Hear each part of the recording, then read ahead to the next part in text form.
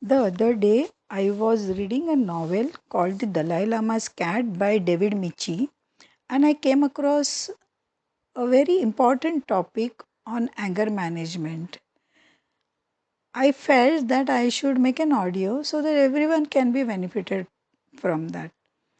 His Holiness the Dalai Lama teaches his cook Mrs. Tracy how to manage anger in a very interesting manner. I will be reading in his words what he says to Mrs. Tracy. Let me first tell the background. Mrs. Tracy had planned for raspberry sherbet on that day for the guest, and suddenly she finds out that all the raspberries were vanished. She was very angry that someone had eaten the raspberries without her consent. Later, she finds out His Holiness the Dalai Lama himself had eaten the raspberries. The matter ends there. The menu was changed, but the Dalai Lama calls Mrs. Tracy the next day and explains to her how she can manage her anger. So he says, begin by considering the advantages of practicing patience and the disadvantages of not practicing it.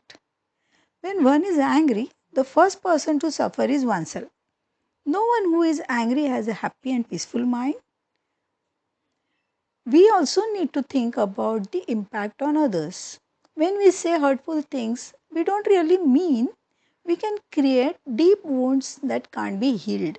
Think of all the rifts between friends and within families, divisions that have led to a complete breakdown in the relationship, all because of a single angry outburst. Next, we ask ourselves, where is this anger coming from? If the true cause of anger is the fridge or the gas or the lack of raspberries, then why isn't everyone else angry at those things? You see, the anger is not coming from out there. It's coming from our mind. And that is a good thing because we can't control everything around us in the world, but we can learn to control our own mind.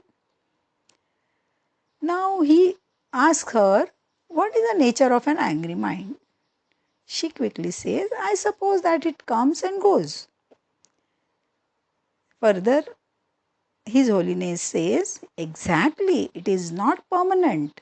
It is not part of you. You cannot say, I have always been an angry person.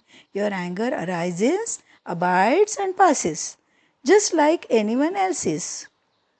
You may experience it more than the others, and each time you give into it, you feed the habit and make it more likely you will feel it again. Wouldn't it be better instead to decrease its power?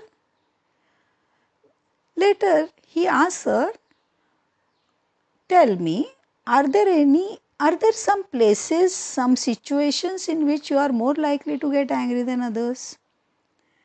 Instantly she says, yes, the kitchen. The Dalai Lama tells her, okay, then the kitchen is your treasure house because that is a place where you will get opportunities that are not available to you anywhere else. You can gradually get rid of your anger. For this to happen, you need opportunities to practice the opposing force, which is patience. Such opportunities will not often be provided by your friends. You keep trying. There are no instant results for a long standing habit, but step by step, you will definitely progress if you see the advantage. It helps if you have a calm mind. For that, meditation is most useful. Mrs. Tracy tells His Holiness, I am not a Buddhist. The Dalai Lama chuckled and he says, meditation does not belong to Buddhists. People from every tradition meditate, and those who have no tradition benefit from it too. You are a Catholic, and the Benedictine order has some most useful teachings on meditation. Perhaps you can try. Remember, remember the words of Buddha. Though one man may conquer 1,000 men 1,000 times in battle, he who conquers himself is the greatest warrior. So, this was what the Dalai Lama explained Mrs. Trincy. I hope it is useful to all of us and we can try managing our anger step by step, like how the Dalai Lama has taught Mrs. Trincy. Thank you very much.